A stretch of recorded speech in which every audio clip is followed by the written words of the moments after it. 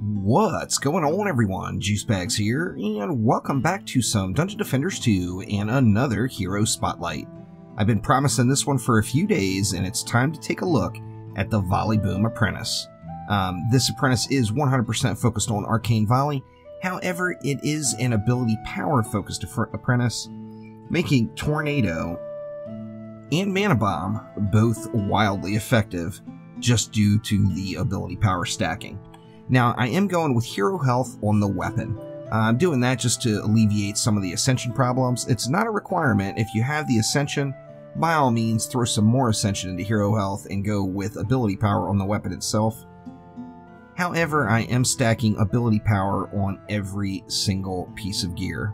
As far as the mods that you want on all your gear, you're looking for ability chip that gives you a flat ability power, healthy AP chip, which is going to give you ability power as long as you're above 90% health, and the Mana Burn AP chip, which is going to increase your ability power as your mana is depleted.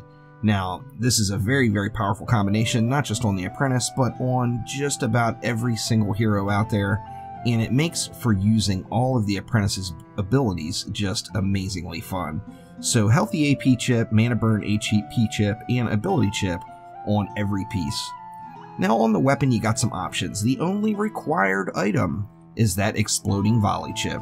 The Exploding Volley chip is from the Apprentice staff that drops on floor 80 plus in Onslaught, and they are pretty readily available in the hero marketplace as there's quite a few low quality ones like this one running around. Now, even at its 1 bar poo-poo level with 900,000 area damage, it is just absolutely amazing.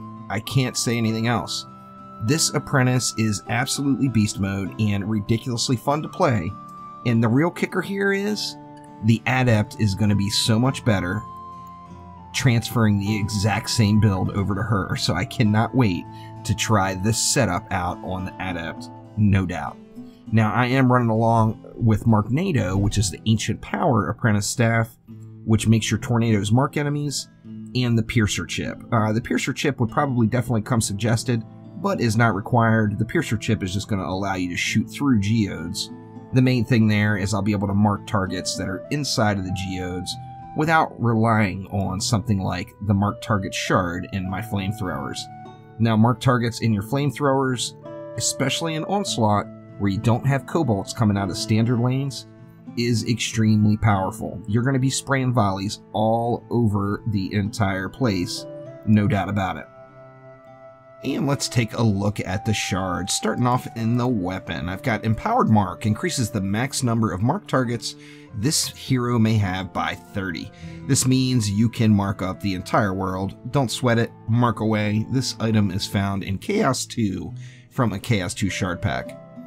Then I'm bringing along a Gilded Power Volley. Of course, ungilded is fine. With Power Volley, I am getting an additional 52% damage with the Gilded Shard. Very strong. Regular Power Volley will work. It's located in Chaos 1. Then we're going with Drenching Strikes. I just always use Drenching Strikes as a filler shard. It's a great one there. Who doesn't want to drench? Drench away. Drenching Strikes. Good stuff.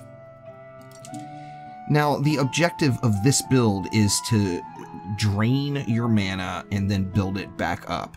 So in order to do that, you're going to need some shards. So I'm bringing along Power Storms, Channel, and Mana Capacitor. In the gloves, I've got Mana Bomb Power, Enduring Tornado, and Critical Strike. Mana Bomb Power, same thing there. Mana Bomb's awesome. Mana Bomb is a roller killer. Why not increase the power of it? Just because. Chaos 5 Shard, Enduring Tornado is available in the campaign, and it increases the knockup duration of Tornado by 6 seconds. And then Critical Strike is kind of a no-brainer. This should go in most heroes' glove slots. Critical Strike all day. Critical Strike is found in Chaos 1. In the chest, we're going with Bulwark. This is a Chaos 1 shard. A little more armor never hurts. Retribution, which is a campaign shard. When you take damage, you have a 20% chance of dealing 425% of your armor's damage to your attacker. This is not a required shard. I'm throwing it in here as a slot filler.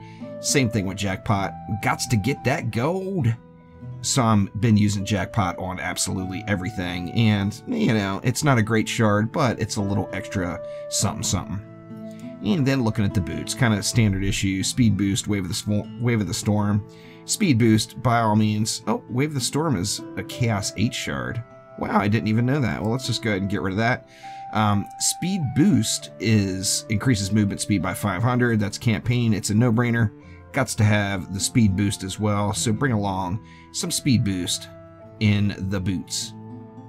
So the basic rule of this build is hold down your primary attack button and just let it spray, and then spam away at your arcane volleys and let them completely wreck faces.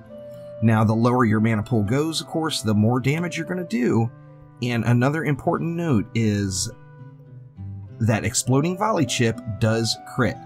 Now, when it crits, it hits hard, and it does scale with the crit that you would put on your gear.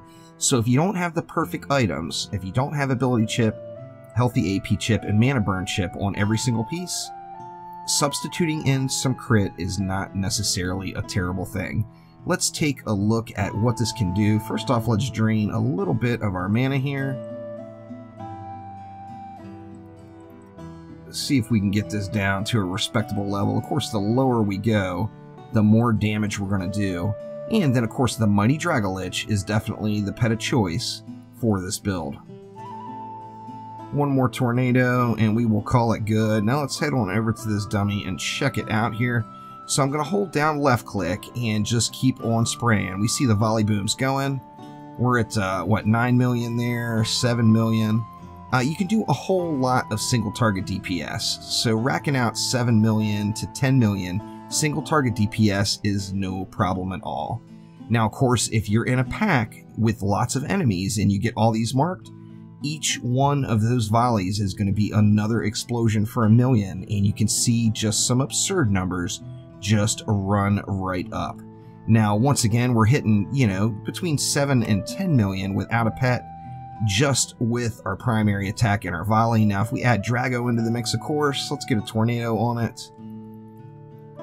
We can just get some really big numbers flowing. Now there's a 20 million, there's down to an 11, there's a 9, there's a 13 almost. Definitely getting the DPS out there, and it's just fun to play. The Apprentice, it's been good times on the Apprentice for about 2 weeks on me now. Everybody knows I've been looking for this Pathfinder staff. I was finally able to find that. I got me a super cool little street sign there.